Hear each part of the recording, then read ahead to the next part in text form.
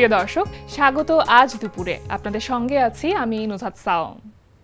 সবার প্রতি শুভকামনা জানিয়ে শুরু করছি আজ দুপুরের আজকের আয়োজন। আজ থাকছে সংস্কৃতি, এনটিভি অনুষ্ঠান সূচি ও দুপুরের অতিথি। প্রথমেই থাকছে সংস্কৃতি। ধানমন্ডি আলিয়াস প্রসেসের লা গ্যালারিতে অনুষ্ঠিত হচ্ছে শিল্পী মোহাম্মদ জাকির হোসেনের এক্সপেরিমেন্টাল ও ট্র্যাডিশনাল ইনস্ট্রুমেন্টস প্রদর্শনী হারমোনি অফ হিলিং। প্রদর্শনী চলবে 29 নভেম্বর পর্যন্ত। ধানমন্ডির শফিউদ্দিন শিল্পালয়ে অনুষ্ঠিত হচ্ছে শিল্পী মহিউদ্দিন আহমেদের একক শিল্পকর্ম প্রদর্শনী ইমপ্রেশন অফ সারাউন্ডিং 7। প্রতিদিন বেলা 11টা থেকে রাত 8টা এই সময় প্রদর্শনী চলবে 26 নভেম্বর পর্যন্ত। ধানমন্ডির বেঙ্গল শিল্পালয়ে অনুষ্ঠিত হচ্ছে শিল্পী কাজী আব্দুল বাসেতের শিল্পকর্ম প্রদর্শনী বৃষ্টিতে রোদের কণা। প্রদর্শনীতে শিল্পীর অ্যাক্রিলিক, প্যাস্টেল, চারকোল, জলরং ও কালি কলমের রেখাচিত্র সহ মোট 72টি শিল্পকর্ম স্থান পেয়েছে। প্রতিদিন বেলা 4টা থেকে রাত 8টা এই সময় প্রদর্শনী চলবে 11 জানুয়ারি পর্যন্ত। এবার এনটিভি অনুষ্ঠান সূচি। এবার জানিয়ে দিচ্ছি এনটিভি রাজরাতের বিশেষ বিশেষ অনুষ্ঠানগুলির সময়সূচি। সন্ধ্যা 6টা 15 মিনিটে থাকছে বিশেষ টক শো সংলাপ প্রতিদিন।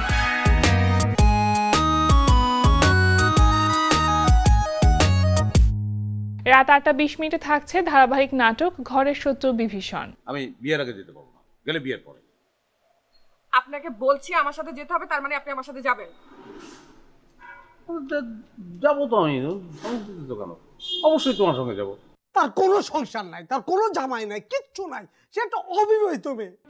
তাই ভাইয়া, তার মানে তো আমি ঠিক যা ভেবেছিলাম তাই হয়েছে। কোথায় নিয়ে আসছো এটাকে? আবাসিক হোটেল নাকি? তোমার সঙ্গে সম্পর্ক কি আমার আবাসিক সম্পর্ক? তুমি এখানে একটা থাপ্পড় দিয়ে দাঁত ফেলে দিব। এটা ক্লিনিক। রাত 9টায় থাকছে অনুষ্ঠান স্যান্ডেলিনা গ্ল্যামার ওয়ার্ল্ড।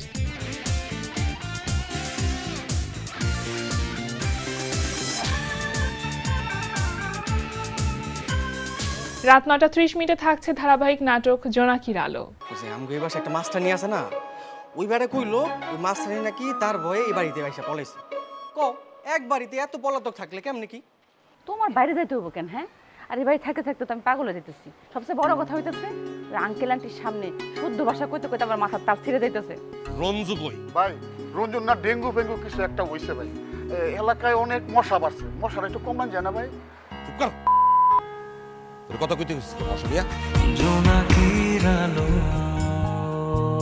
রাত 11টা 30 মিনিটে সরাসরি সম্প্রচার হবে টক শো এই সময়।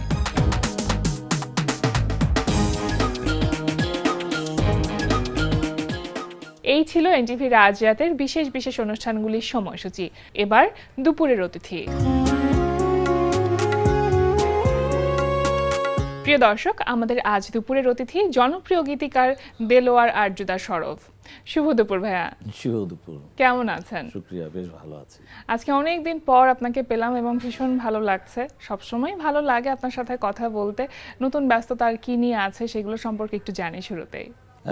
নতুন ব্যস্ততা হচ্ছে যে আমি বেশ কিছু কাজ করছি। এর মধ্যে শিল্পীদের নাম বলি আর কি, যেমন ফজলুর রহমান বাবু ভাই, আচ্ছা, ওনার গান করলাম। তারপরে এফ এ সুমন, শেখ মহসিন, তারপরে কিশোর পলাশ, সন্দীপন। মেয়েদের মধ্যে করেছি তসিবা, লায়লা, শিল্পী বিশ্বাস, সুমি শবনম। তারপরে করেছি হচ্ছে ন্যান্সির গান করেছি অনেকদিন পরে।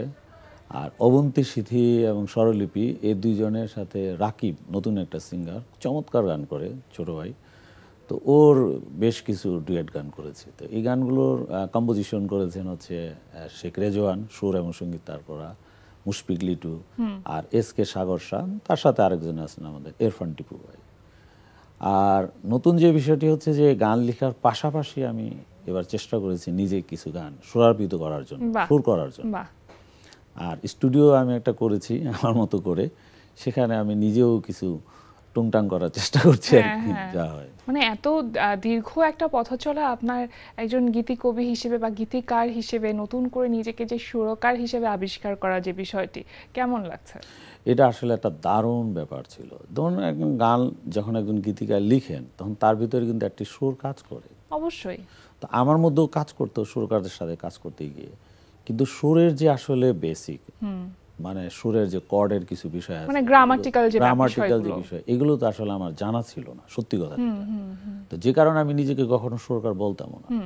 তো এই বিষয়গুলো নিয়ে আমি চিন্তা করলাম যে আসলে যে কর্ড, সুর থেকে আসে, সুরের উৎপত্তি কোথায় কি, এই জিনিসগুলো বোঝার চেষ্টা করছি বা এখন টেকনিক্যাল বিষয়গুলো জানার চেষ্টা বা বোঝার চেষ্টা করছেন। এবং গান লেখার ক্ষেত্রেও কিন্তু আপনার একই রকমই বিষয় হয়েছিল। যখন প্রথম দিকে গান লিখতেন তখন কিন্তু জানতেন না কিভাবে আসলে গান লিখতে হবে, সেটা কাজ করতে করতে গিয়ে অনেকের কাছ থেকে সেই শিক্ষাটা পাওয়া। একদম যদি পেছনের দিকে একটু চলে যেতে চাই, একটু পেছনের স্মৃতিচারণ করতে চাই, একটা তো স্ট্রাগল টাইম ছিল যে নিজেকে গীতিকার হিসেবে প্রতিষ্ঠিত করা, নিজের নামটা আসলে সবার কাছে পৌঁছানো, সেই সময়টাতে অনেক বড় একটা চ্যালেঞ্জ ছিল। এমন কোনো ঘটনা আছে যেটা মনে পড়লে এখনো মনে হয় যে খারাপ লাগছে বা কষ্ট লাগছে, কারো কাছ থেকে সেই সম্মানটুকু পায়নি, সেই যে একটা অবহেলা বা সেই সময়গুলোর কথা মনে পড়া, তেমন কি কোনো ঘটনা আছে? আমি এমন একজন মানুষ, অলওয়েজ পজিটিভ থাকার চিন্তা করি, এবং যে কোনো সমস্যা পড়লে আমি সবসময় চিন্তা করি যে এই সমস্যা থেকে সর্বোচ্চ কি সম্ভাবনা তৈরি করা যায়। এবং আমি অল টাইম চেষ্টা করি যে সমস্যার মধ্যে ফোকাস ফেলার চাইতে সবচেয়ে বেশি ফোকাস ফেলি যে ওইখান থেকে কীভাবে সম্ভাবনার দিকে যাওয়া যায়, সমাধানের দিকে যাওয়া যায়। এভাবে আসলে আমি আমার জার্নিটা, কারণ জীবন হচ্ছে এমন একটা গতিময় একটা গাড়ির মতো, এখানে কখনো থামতে হবে, কখনো এগিয়ে যেতে হবে, কখনো আনন্দ, কখনো বেদনা, কখনো কষ্ট, এটাই আসলে জীবন, এভাবে এগিয়ে যেতে হয়। তা আমার জীবনে এরকম অনেক অর্জনও আছে, অনেক বর্জনও আছে, অনেক সম্মানও আছে, অনেক ব্যর্থতাও আছে, অনেক ব্যর্থতাও আছে। আমি এই সবগুলোকে আসলে আশীর্বাদ হিসেবে, আনন্দ হিসেবে নেই। হ্যাঁ, আর এই যে আনন্দ বা কষ্ট যেটার কথাই বলি না কেন, সবই কিন্তু আসলে গান লেখার বা যে কোনো শিল্পকর্ম তৈরির রসদ বা উপাদান। এটা সত্যি কথা। আপনি স্পিরিচুয়াল অনেক গান লিখেছেন, মানে আধ্যাত্মিকতা আপনাকে খুব টানে, এটার কারণটা কি? এটা আসলে হয়েছে কি, মানে পরম্পরা বলা যেতে পারে একটা বিষয়। আর আমি সবসময় এই জায়গাটাতেই চেষ্টা করি আর কি নিমগ্ন থাকার জন্য। যেমন লালনের চিন্তা দর্শন, এটা আমাকে অনেক বেশি ভালো লাগে। নজরুলের, রবীন্দ্রনাথের, তাদের চিন্তা চেতনা আমাকে অনেক বেশি ভালো লাগে। লালনের দর্শনটা ভালো লাগে এই কারণে যে লালন তার পঞ্চসূত্র ছিল, আজকে একটু বলি। তার পঞ্চসূত্র ছিল যে পরমাত্মাকে যদি পেতে হয়, পরমাত্মা বলতে এখানে ঈশ্বরকে বোঝানো হচ্ছে, প্রভুকে বোঝানো হচ্ছে, যে পরমাত্মার সন্ধান যদি করতে হয় তাহলে তোমার ভেতরে যে একটা আত্মা আছে সেটাকে তোমাকে জানতে হবে, এবং সেই পরমাত্মা এবং আত্মার সন্ধান যদি তোমাকে পেতে হয় তাহলে তোমাকে একজন গুরুর কাছে যেতে হবে, সৎগুরুর কাছে যেতে হবে। সেই গুরুকে তোমাকে যদি পেতে হয় তাহলে তোমার ভেতরে প্রেম এবং ভক্তি থাকতে হবে, গুরু প্রেম ভক্তি। এবং গুরু প্রেম ভক্তির পরে যে জিনিসটা তোমার দরকার সেটা হচ্ছে তোমার লেগে থাকা বা সাধনা। এই যে পঞ্চসূত্র লালনের, এটা কিন্তু আমাকে অনেক বেশি, যে কারণে উনি কিন্তু লিখছে যে বাড়ির পাশে এক আরশিনগর, সেথায় এক পড়শি বসত করে, আমি একদিনও না দেখিলাম তারে। তাহলে আমার সেই পড়শিকে, আমার সেই বাড়িটা কি, এখানে যে পরমেশ্বরের কথা কিন্তু উনি চমৎকারভাবে বলছেন। ধরেন খাঁচার ভিতর এক অচিন পাখি কিভাবে আসে যায়, বলে না কেমনে আসে, দেহতত্ত্ব। এই যে দেহতত্ত্ব, আমরা কিন্তু একটা মানুষের না শুধু বাহিরটাই দেখি। বাহির কি দেখি? তার কি সুন্দর দুইটা চোখ বা নাক, ঠোঁট, কান, হাত, তার এই দেহ, এটাই দেখি। কিন্তু এর ভেতরেও যে বিশাল কিছু আছে এটা কি কখনো জানি? একটা পৃথিবী যেরকম আমরা তাকিয়ে অনেক কিছু দেখতে পাই, আমরা চোখ বন্ধ করলে তার দেহের ভেতরেও অনেক কিছু চলতে থাকে, সেটা দেখতে পাই। আমরা কি সেটা দেখি? আমি একটা কথা সেদিনও বলি যে দেখেন, আমরা কিন্তু অনেক কিছু পড়ি কিন্তু বুঝি না, আমরা অনেক কিছু দেখি কিন্তু দেখার ভেতরে যে আরো গভীরে ঢোকা সেটা দেখি না। আমরা চোখ দিয়ে যা তাকিয়ে দেখি এটা কিন্তু দেখা না, এটা অন্ধ। কিন্তু একজন অন্ধ কিন্তু দেখে, স্পর্শ করে সে বুঝতে পারে, যে আপনার ঘ্রাণ দিয়ে বুঝতে পারবে, আপনি স্পর্শ থেকে বুঝতে পারবে, আপনার শব্দ থেকে বুঝতে পারবে। যেমন আমার কানটা কয়েকদিন খুব ডিস্টার্ব ছিল, তার মানে বুঝলাম যে আমার অডিওতে ডিস্টার্ব।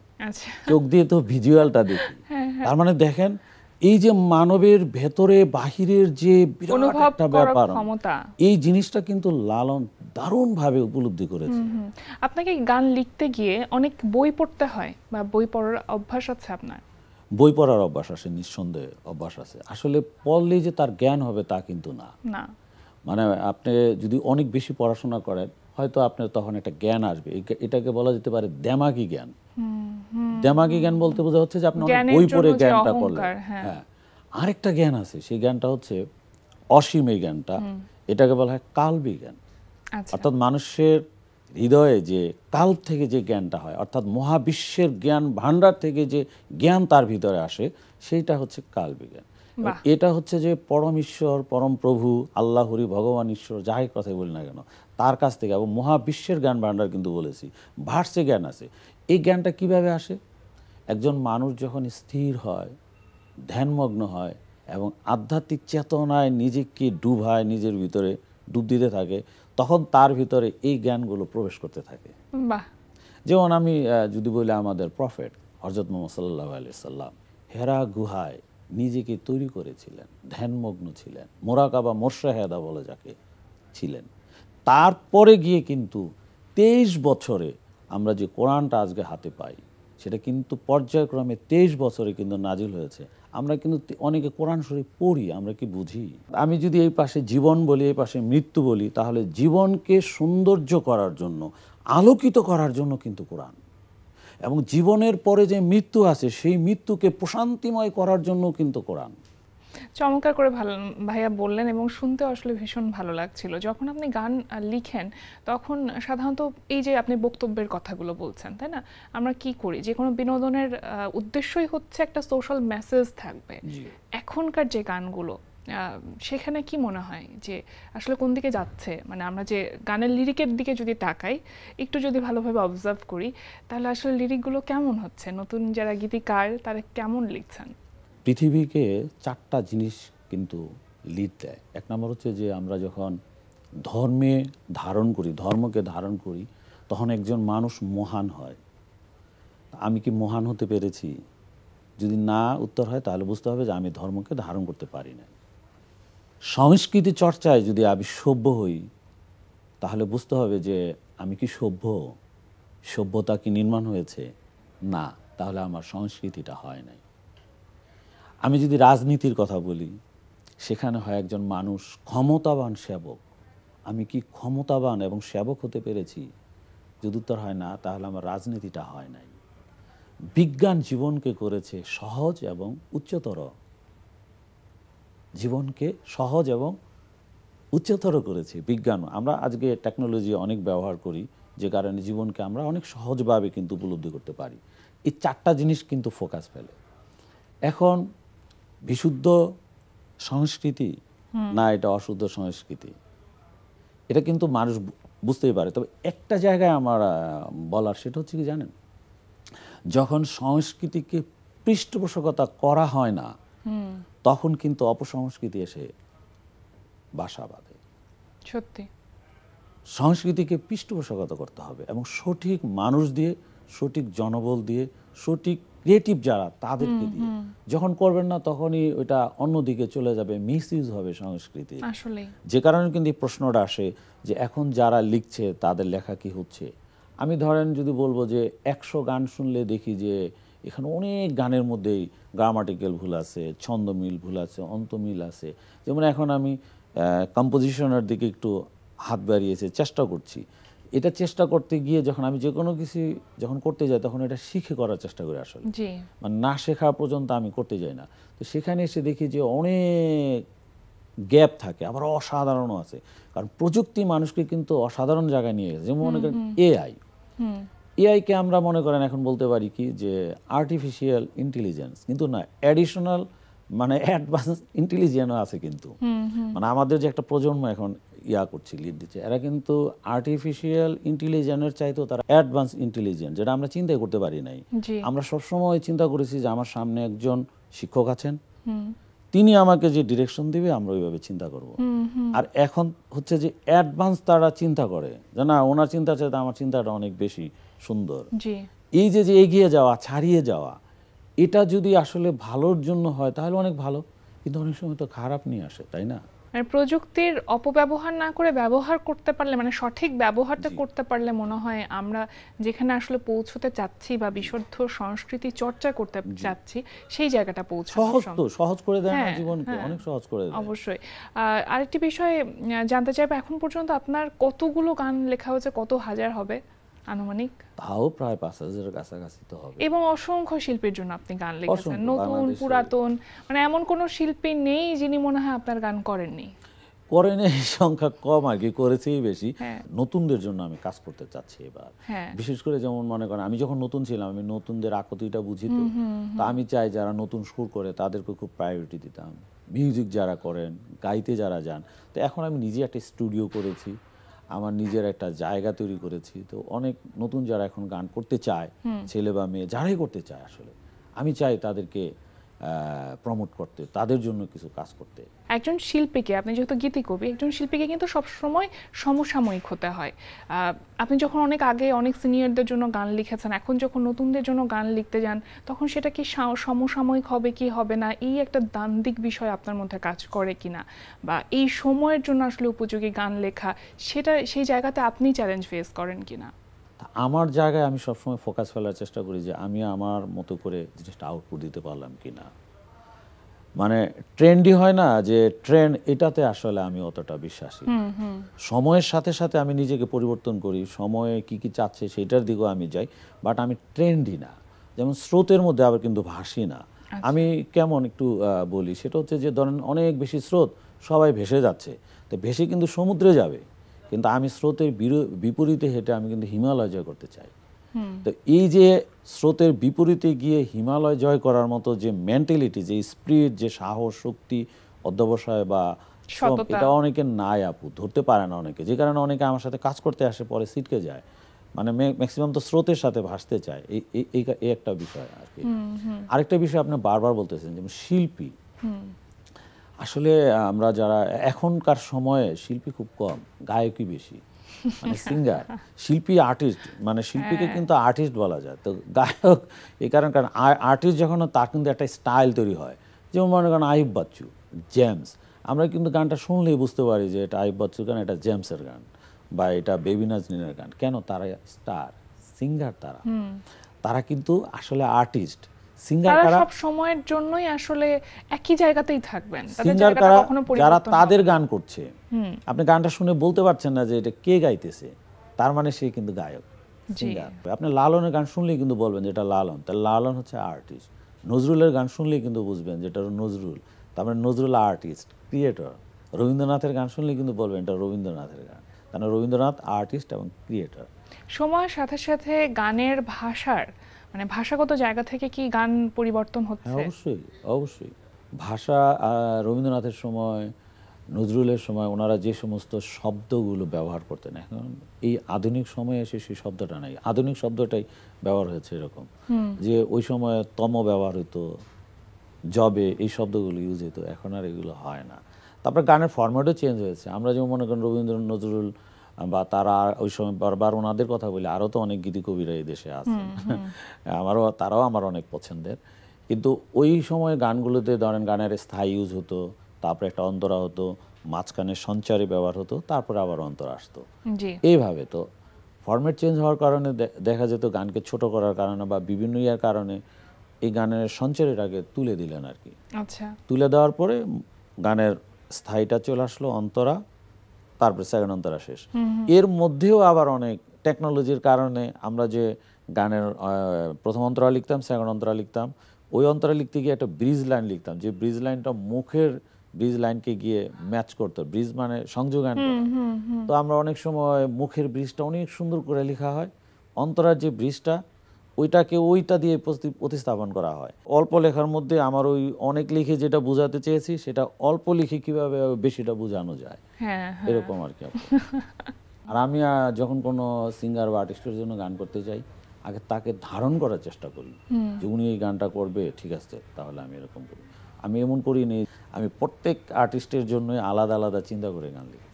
সেজন্যই গানগুলো এতটা জনপ্রিয়তা পেয়েছে। সামনের দিনগুলোতে আর কি চিন্তা আছে? নিজের তো একটা স্টুডিও করা হলো, এটা একটা অনেক বড় স্বপ্নের জায়গা পূরণ করা হলো বলে আমি মনে করি। সামনে আর কিভাবে কাজ করবেন, কিভাবে চিন্তা করছেন? আমাদের দেশে অনেক ইসলামিক গান হয়। কবি নজরুল অসাধারণ নবী প্রেম আল্লাহ প্রেমে এমনভাবে ডুব দিয়েছিলেন নজরুল, চিন্তাই করা যায় না। তো ওইখানে আমরা কিন্তু অনেক গান পেয়েছিলাম নজরুলের সময়, যে আল্লাহতে যার পূর্ণ ঈমান কোথায় সে মুসলমান, বা আমি যদি আরব হতাম মদিনার পথ সেই পথ দিয়ে হেঁটে যেতেন মোর নবী হজরত, বা আল্লাহকে যে পাইতে চায় মোহাম্মদকে ভালোবেসে হজরতকে ভালোবেসে, বা ইয়া মোহাম্মদ বেহেশত থেকে খোদাকে পাওয়ার পথ দেখাও।